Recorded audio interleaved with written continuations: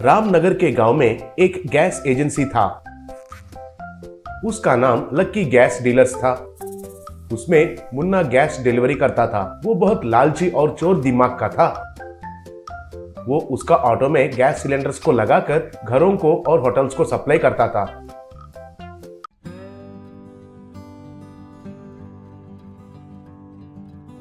हर रोज वो रास्ते में उसका घर के पास रोककर उन गैस सिलेंडर्स में से थोड़ा सा गैस निकालकर उनको घर में रखा हुआ खाली गैस सिलेंडर्स में भरता था।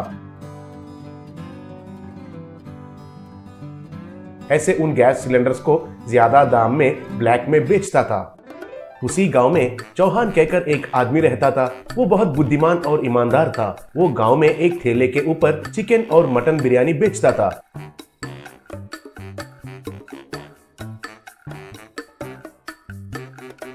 उसके लिए वो नीला रंग का कमर्शियल गैस सिलेंडर को इस्तेमाल करता था। सुबह में और शाम में व्यापार होने के बाद घर आकर वही गैस को इस्तेमाल करके चौहान की पत्नी खाना पकाती थी। चौहान को भी मुन्ना ही गैस सप्लाई करता था।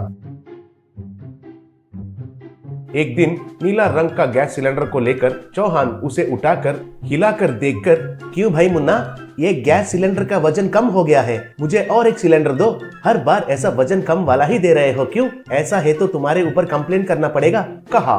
तब मुन्ना, क्यों भाई, मेरे ऊपर ही कंप्लेन करोगे?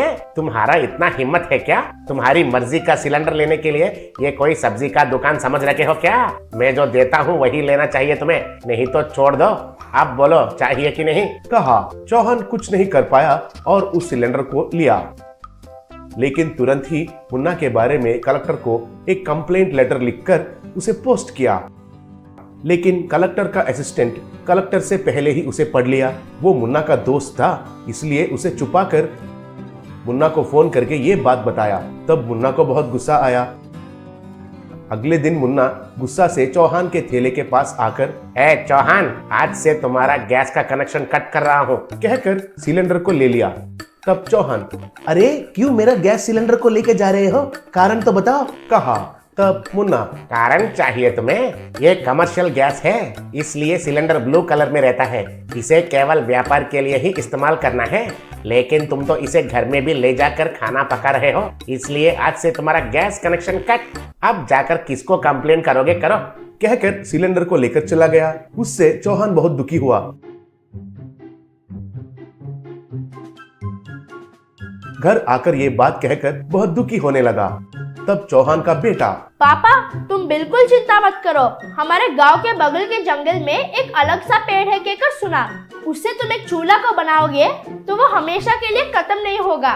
उसमें लकड़ियां डालकर उनको जलाकर उसके ऊपर बिरयानी पकाओ, स्वाद ही बहुत अच्छा रहता है। ये सब मुझे कैसे पता है कहकर सोच रहे हो ना? मेरा क्लास में टीचर ने बताया था, कहा।